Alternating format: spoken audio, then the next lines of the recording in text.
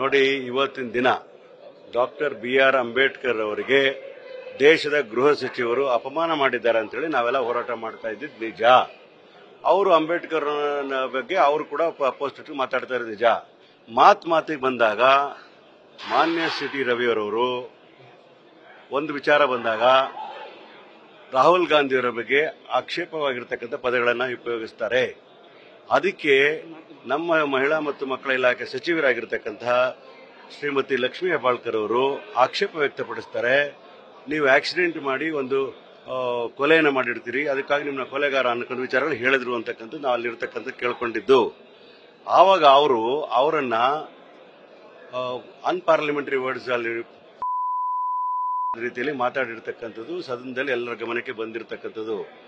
ಒಂದು ಪಕ್ಷ, ಒಂದು ವಿರೋಧ ಪಕ್ಷವಾಗಿರ್ತಕ್ಕಂಥದ್ದು, ದೇಶದಲ್ಲಿ ಆಡಳಿತ ನಡೆಸ್ತಾ ಇರ್ತಕ್ಕಂಥ ಪಕ್ಷ, ಪಾರ್ಟಿ ವಿತ್ ಡಿಫರೆನ್ಸ್ ಅಂತ ಹೇಳ್ತಕ್ಕಂಥ ಪಕ್ಷ, ಮಹಿಳೆಯರ ಬಗ್ಗೆ ಬಹಳ ಗೌರವ ಕೊಡ್ತಕ್ಕಂಥ ಪಕ್ಷ, ಇವತ್ತು ಒಬ್ಬ ಸಚಿವರನ್ನೇ ನೀವು ಅಶ್ಲೀಲವಾದ ಪದಗಳಿಂದ ಯೂಸ್ ಮಾಡಿ ಟೀಕೆ ಮಾಡ್ತಕ್ಕಂಥದ್ದು ಎಷ್ಟು ಸರಿ ಅಂತಕ್ಕಂಥದ್ದು. ಅದಕ್ಕೆ ನಾವು ಆಕ್ಷೇಪ ವ್ಯಕ್ತಪಡಿಸಿ ಕಂಪ್ಲೇಂಟ್ನ ಕೊಟ್ಟಿದ್ದೀವಿ ಸಭಾಪತಿಗಳಿಗೆ. ಈ ರೀತಿಯಾದಂತಹ ನಡವಳಿಕೆ ನಾವು ಒಪ್ಪಲಿಕ್ಕೆ ಸಾಧ್ಯ ಇಲ್ಲ.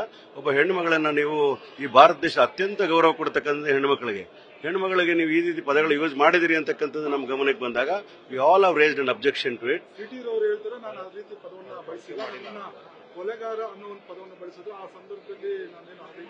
ಕೊಲೆಗಾರ ಅಂದ್ರೆ ನೀವು ಆಕ್ಸಿಡೆಂಟ್ ಮಾಡಿ ನಿಮ್ಮ ಆಕ್ಸಿಡೆಂಟ್ ಇಂದ ಇಬ್ಬರು ಸತ್ರು ಅನ್ನೋ ಮಾತಕ್ಕೆ ಅವ್ರು ಈ ರೀತಿ ಅಂತ ಹೆಣ್ಮಗಳಿಗೆ ಮಾತಾಡ್ತಕ್ಕಂಥ ಸರಿನಾ?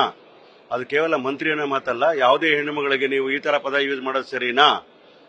ಇದನ್ನು ಬೇಷರತ್ತಾಗಿ ಕ್ಷಮೆ ಕೇಳಬೇಕು ಮತ್ತು ಸಭಾಪತಿಗಳು ಕ್ರಮ ತಗೊಳ್ಬೇಕು, ಅವರ ಸದನದಿಂದ ಹೊರಗಡೆ ಹಾಕಬೇಕು ಅಂತ ಆಗ್ರಹವನ್ನು ಮಾಡಿದ್ವಿ. ನ್ಯೂಸ್ ಫಸ್ಟ್, ನಿರ್ಭೀತಿಯಿಂದ ನಿಮ್ಮ ಪರವಾಗಿ.